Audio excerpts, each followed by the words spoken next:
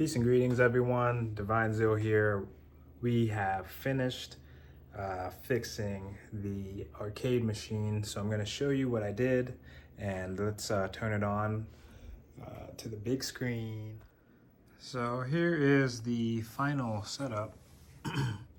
The main things that really needed to be fixed is that I redid the wiring. I pulled out every single one of these top red wires, which are for the buttons and the joysticks, and the wires were all frayed and they were put in terribly. So fixing all of those gave the perfect connection I needed to configure those in RetroPie.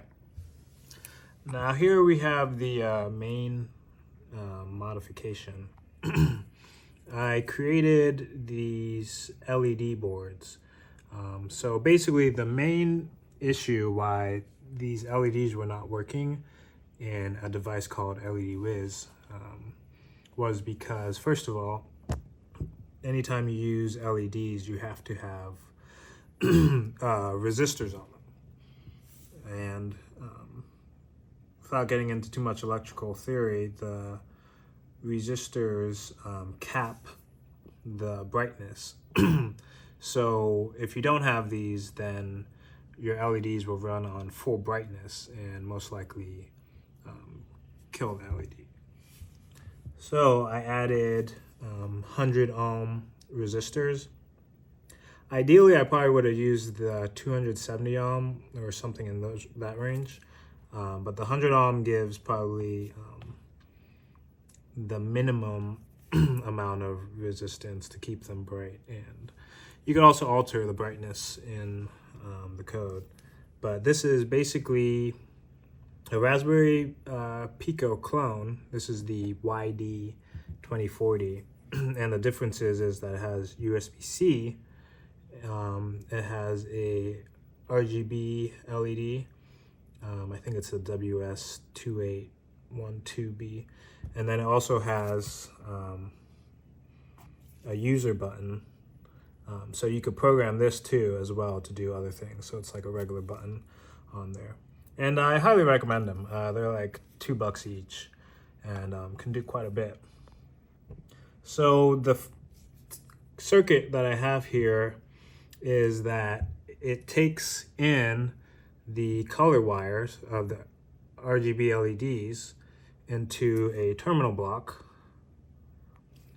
and then it connects to the 100 ohm resistor, and then that resistor is connected to an input-output pin on the Pico.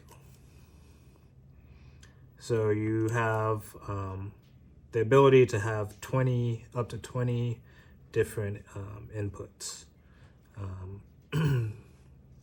But for my use case, I'm only using 2 RGB LEDs wires, so it only uses anywhere from 10 to 14 inputs. But in the future, if the client wants to add anything more, they can as well. So also here on this top terminal block, this is where the user can connect 5 volt into 2 of these terminals, and then there's 2 terminals for ground if you want to connect anything, and then there's 2 terminals for the 3 volt because this first one is these first 2 are for 5 volt, and then there's 2 extra pins that you could connect whatever, and then there's also a pin for the TX and the RX pin in case you want to use UART communication.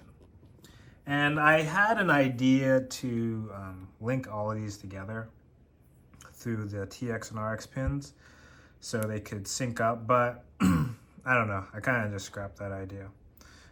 So turning these all on, now we have all the lights going.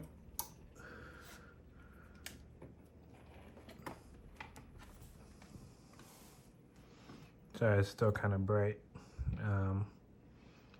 But yeah, as you see, you got all the lights going. They're kind of just pulsating, some random different colors.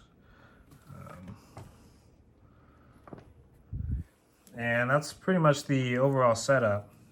So these Picos will all turn on and go into a powered hub, so they get the 5-volt power. And then all these LED-WIZs are connected by USB, and then all of those go into this Raspberry Pi that's running RetroPie. So we'll turn that on. So here is the final setup. Everything working. This button's something with this wire I need to fix, or I think it might even be in the code that I got the pins mixed up, but imagine it's all good.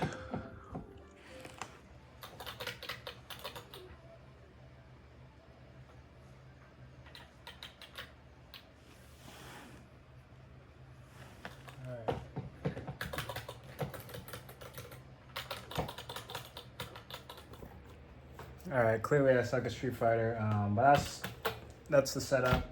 If you have any questions, definitely let me know.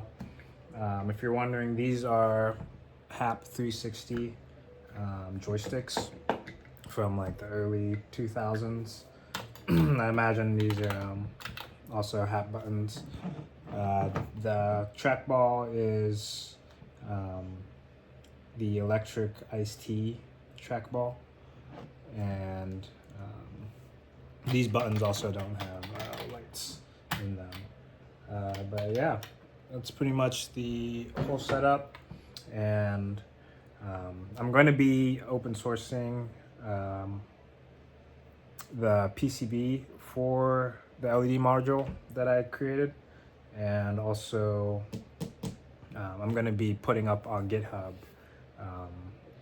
the code for these LEDs if you're interested as well. But yeah, I'm over it. Gonna ship this back to this dude, and I hope you enjoyed.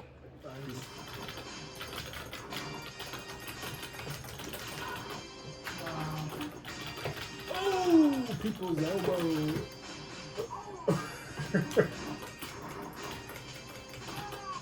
Anyone on the ground if you jump. Jump on them.